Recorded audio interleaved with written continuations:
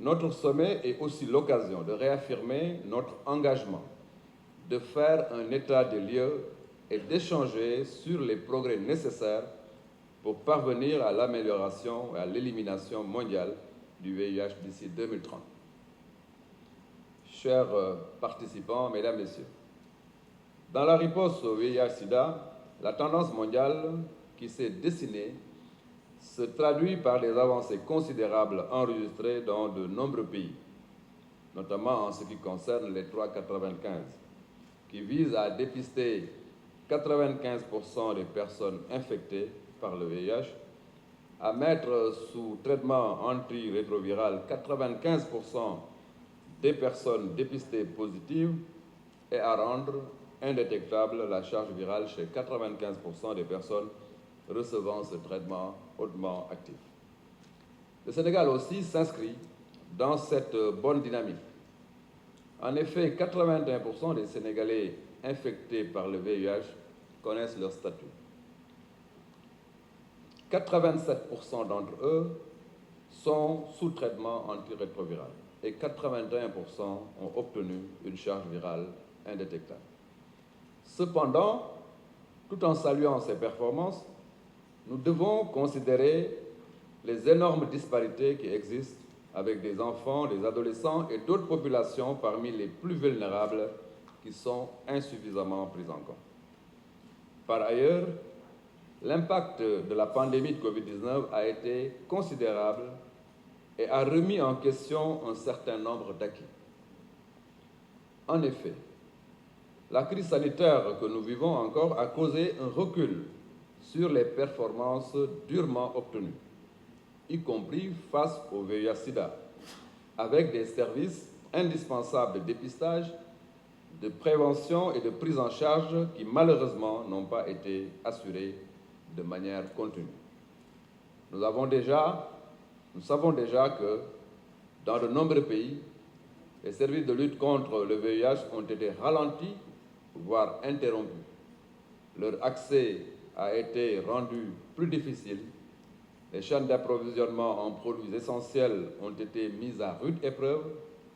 Il apparaît ainsi que la pandémie de Covid-19 a contribué à exacerber les inégalités et a accru la vulnérabilité face au VIH-Sida. Mesdames, Messieurs, en conséquence, nous devons éviter le piège qui consiste à remplacer une priorité sanitaire par une autre.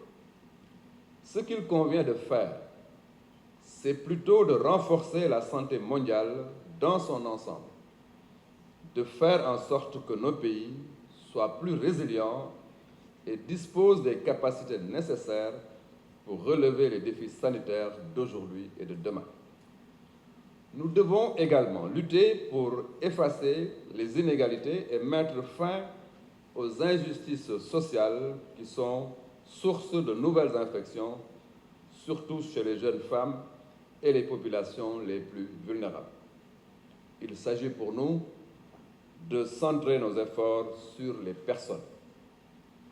Mesdames, Messieurs, chers participants, face à la crise sanitaire, l'ensemble de nos programmes de santé, y compris celui relatif au VIH, ont développé des stratégies d'adaptation afin de placer les personnes infectées au centre de la réponse. À titre d'exemple, la stratégie innovante appelée prestation de services différenciés a permis de minimiser l'impact de la pandémie sur les performances des programmes.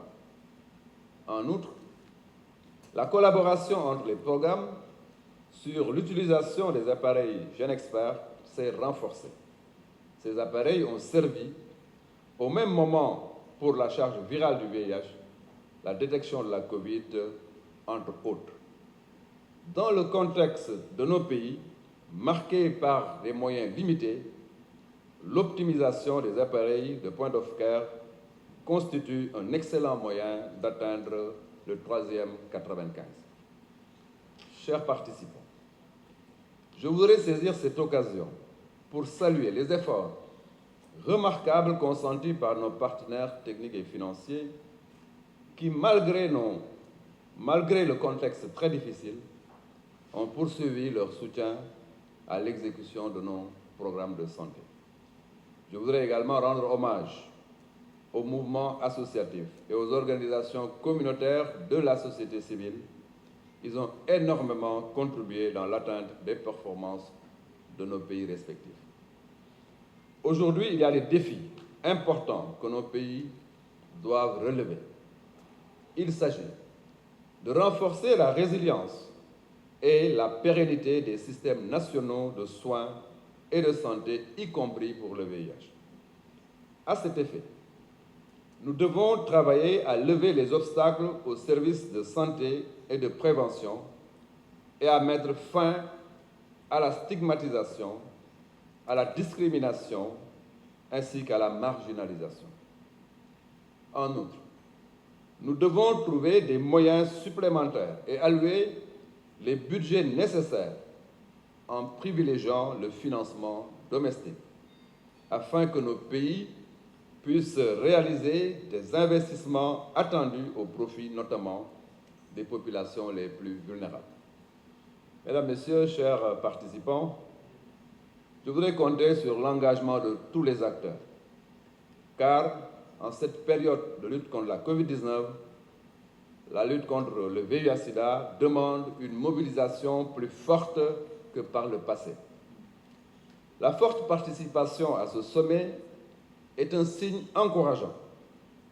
Elle traduit notre volonté commune de trouver des solutions appropriées pour protéger nos populations contre le VIH-Sida.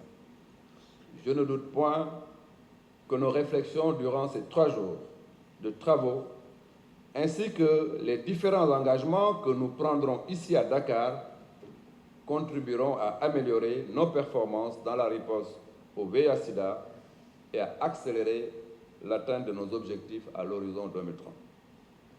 Ainsi, je souhaite plein succès à nos travaux et au nom de son Excellence, Monsieur le Président de la République Macky Sall, je déclare ouverts les travaux du sommet de l'Afrique de l'Ouest et du Centre sur le VIH dans un contexte de pandémie de Covid-19.